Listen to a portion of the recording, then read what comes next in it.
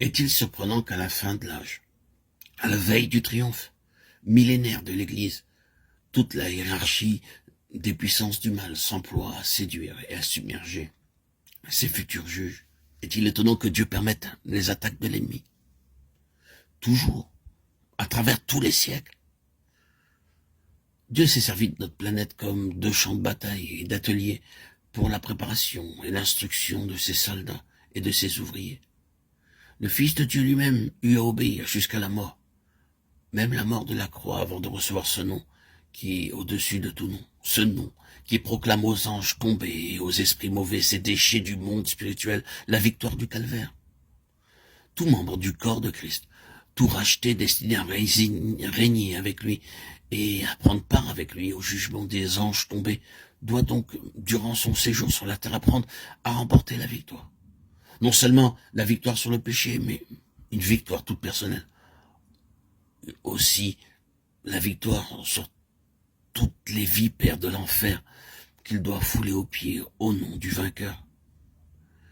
Il doit vaincre comme Christ a vaincu, s'il veut partager son trône et sa conquête. Christ a ouvert le chemin, les rachetés doivent suivre ses traces. Il a connu au calvaire l'heure et la puissance des ténèbres. Il l'a traversé et en est sorti victorieux. Unis à lui en esprit, nous aussi, ces rachetés, nous devons traverser cette atmosphère ténébreuse saturée des légions du mal, pour arriver à notre place de victoire et de triomphe en lui. Les légions des ténèbres livrent actuellement leur assaut final à l'Église. Aucun membre vivant du corps mystique de Christ ne saurait échapper aux attaques de l'ennemi. Éphésiens 4:16. Quelques-uns l'apprennent plus tôt, d'autres plus tard, selon la place qu'ils occupent dans le corps.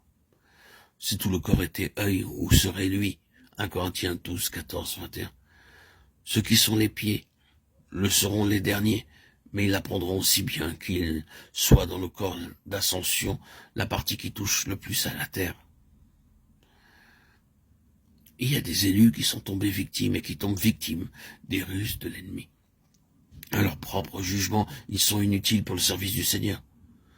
Toutefois, lorsqu'ils discernent que tous les pièges où ils sont tombés peuvent se transformer en autant de degrés de victoire, et qu'ils comprennent que leur expérience peut servir à la délivrance des victimes de l'ennemi, ils se lèvent à nouveau et deviennent les yeux du corps de Christ. Ils le guident et lui ouvrent le chemin à travers les légions hostiles du prince des ténèbres dans les lieux célestes. Alors ce que Satan avait pensé en mal devient l'occasion d'un glorieux affranchissement, et il rend témoignage à la sagesse infiniment diverse de Dieu devant les hommes, des principautés et les puissances. Éphésiens 3:10. Satan et ses légions peuvent espérer reculer le moment du jugement qui doit fondre sur eux. Mais les plans de Dieu sont immuables. Ses desseins s'accompliront. Au temps marqué, il attirera l'Église malgré l'heure et la puissance des ténèbres qui actuellement l'environnent, et l'unira à son chef déjà dans la gloire. Le but ultime de l'appel à la guerre contre les puissances des ténèbres, c'est le réveil.